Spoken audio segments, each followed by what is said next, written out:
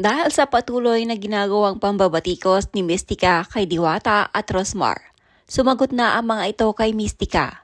Matatanda ang una ng sinabi ni Mystica na dugyot umano ang paresan ni Diwata at lumalaki na ang ulo nito dahil sa ginagawang pang-isdab sa mga netizens na gustong magpa-picture sa kanya. Maging si Rosmar ay napuna din ni Mystica at sinabing pinagkakakitaan lamang umano niya si Diwata kaya niya ito binigyan ng kung ano-ano.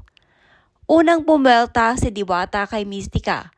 Sinabi nitong hayaan na lamang umano si Mystica dahil hindi naman daw si Mystica ang importante. Ang mahalaga para kay Diwata ay ang kanyang negosyo. Tila pabiro pang tinawag ni Diwata si Mystica na pestika. At sinabi pa nitong laos naman na din umano si Mystica kaya marahil ito ang dahilan kung bakit gumagawa ito ng ingay sa social media. Sunod-sunod ang rant ni Rosmar sa kanyang social media tungkol kay Mystica. Inisa-isa nitong sagutin ang mga akusasyon sa kanya katulad na lamang na umano'y installment ang napundar na sasakyan ni Rosmar. Ayon dito, paano daw ba nasabi ni Mystica na hindi sa kanila o installment ang sasakyan nila? Gayon ang tagal-tagal na umano nitong nakalagay sa kanila at may maipapakita pa umano silang dokumento upang mapatunayan na sila ang nagmamay-ari ng mga sasakyan na ito. Maging ang pagka-question ni Mystica sa perang binigay ni Rosmar kay Diwata, sinagot din nito ni Rosmar. Ayon kasi kay Mystica, kung totoong binigay umano ni Rosmar ang 1 milyon kay Diwata, dapat daw diretso ito ni Diwata sa bangko. Ngunit hindi ganun ang nangyari dahil nilagay lamang umano ni Diwata sa kanyang bag ang pera. At posibleng binawi din daw iyon ni Rosmar dahil ang totoo umano para makuha ni Diwata ang 1 milyon ay kinakailangan pa daw nitong magbenta ng produkto ni Rosmar na nakakahalaga ng 1 milyong piso. Ayon naman kay Rosmar, si Diwata na umanong bahala kung saan niya ilalagay ang kanyang pera. Kaya sana daw wag nang pakialaman pa ni Mystica kung saan man ililigay ni Diwata ang kanyang pera. Kahit sa karton pa umano ilagay ni Diwata ito, wala daw pake si Mystica dahil pera naman iyon ni Diwata. Dahil maraming nagtatanong sa akin nasaan na daw yung house and lot at saka saan daw napunta yung 1 million. Okay, so I have searched yung mga videos. Wala akong nakita talaga na napunta si Diwata sa bangko, kundi right that moment, dalang-dala na yung bayong na punong-puno ng 1 million at kung ano-ano pa, tapos pumunta doon at nakipagkita kay Rosmar. So saan napunta yung 1 million? Oh, ibinalik ba? Yun ba ay naging props lang? Katulad yung susi na pinakita na house and lot ang nakalagay sa picture ng susi na malaki, ay yung pala isang container lang. Oh my God. Tama na yung panlilin lang, okay? Tama na ang panlilin lang sa mga tao. Kasi pag niloloko yung mga tao, ano pa ang susunod? Lahat na lang yung gagawin nyo ay purong panlilin lang, panloloko na lang. Kaya, ayun. That's a big question. Bakit nga ba, kung ikaw may 1 milyon, di ba dapat dala-dala mo yung perang yon sa bangko at hindi mo lang bit-bit na yan, di ba? Kailangan talagang naka-safe yan o kaya talagang safety ang number 1 na dapat pero parang ewan lang, di ba? Oh. Natural, kung pera ko yun, talagang dadaling ko agad sa bangko. Hindi yung basta-basta ko na lang ilalagay sa bayong pagkatapos pupunta, makipagkita ulit doon sa nagbigay. Para ano? Ayun, pagkatapos the same angle, noong nagkaroon na sila ng event, ay yung pala, nandoon yung 1 milyon na isang cheque na malaki.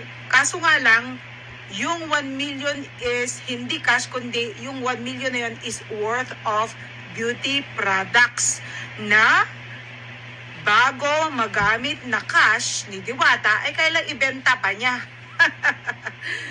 Nako. Kaya pala yung pag-uwi na ni Diwata, na I can see yung the same polo shirt Yung pag-uwi niya, sabi niya, masakit ang ulo ko. Tapos parang wala siya sa mood. Dapat masaya siya, di ba? Nakatanggap lang siya ng another 1 million, di ba? So, ano na yan, Diwata? Bakit hindi ka mukhang masaya? Ito lang ba ay mga palabas ni Rosmar? Oh my God! Oh my God! Siya nga pala ang totoong milyonaryo. Hindi kasi nagpapakita yan ng pera. O, di ba? At saka isa pa, yung mga sasakyan, lahat ba ang mga yun ay cash din? Madali lang naman kumuha ng mga ganyan na installment. Kasi ginagamit talaga ng mga yan yung mga company na nagbebenta ng mga beauty products na kunwari may mga Mustang, may mga Ferrari, may mga kung ano-ano silang mga mamahaling kotse, yung pala ay puro mga utang. Para lang malinlang nila yung mga bibili. Eto, dahil total, ginawa na rin lang pala na endorser itong si Diwata, okay, antayin natin mga 3 months, 6 months, o 1 year. Kung totoo nga na talagang pumuti, kuminis at nawala yung mga galis sa mga balat ni Diwata, then bumili kayo. Pero hanggat hindi pa talaga nagbabago ang kutis ni Diwata, then hindi kayo pwedeng ma-scam, okay? Dahil ang mga Pilipino, mauutak na ngayon. Ikaw, pabibiktima ka ba? Natutuwa ako kay Mystica dahil nagsasabi siya ng totoo at hindi niya kailangan i-please yung mga ayaw sa kanya. Dahil totoo lang, wala din tayong naging ambag kay Mystica nung panahon na sobrang dapat na siya lang din ang tumulong sa sarili niya. Sana si Diwata dahan-dahan sa pag-collab at huwag masyado nang bubulabog kay Rosmar. Baka sa huli pang hinayangan niya na sana, siya na lang din ang nagtayo sa sarili. Tutal siya din naman maglagay ng status na yan. Huwag basta-basta manggamit dahil lahat ng yan may katapat na serbisyo para pagkakitaan siya. Wala lang second try kaya sana itodo na lang ni Diwata kung kaya naman niya maabot yan kahit wala yung mga pilit sinisiksik sarili nila.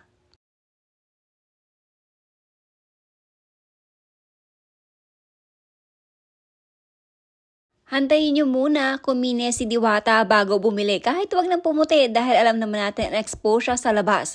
Malabong pumuti yan. Yung pagkinis na lang abangan nyo bago kayo bumili ng product. Mystica, pag-inggit, pikit lang. Sa pananalita, obvious na inggit ka. Pinanood mo ba ng video? Malamang nag-conclude ka agad. Ang sabi 1M cash na binigay naman sa kanya at another 1M worth of beauty care. Bakit kailangan ba i-video kung saan dinala yung pera? Kailangan pakita na pumunta sa bangko? Mag-isip, huwag ipairal ang inggit sa katawan. Kaya pala, sino namang tanga ipamimigay lang ang 5 milyon tapos may extension pa na 2 million sa huling vlog ni Rosmar. Ano yan, siniswerte? Masyado si Diwata, kaya pala lahat ng bigay meron niyang kapalit. Yung nagtatrabaho nga wala sa minimum wage ang sahod pero inaabot ng 12 hours duty. Pinaghirapan ng pera pero yang kay Diwata parang hindi ka panipaniwala ang nangyari sa kanya. Kaya pala lagi nakasimangot si Diwata kapag meron nagbe-video at picture sa kanya kasi iniisip niya kung paano ibibenta ang mga beauty products ni Rosmar.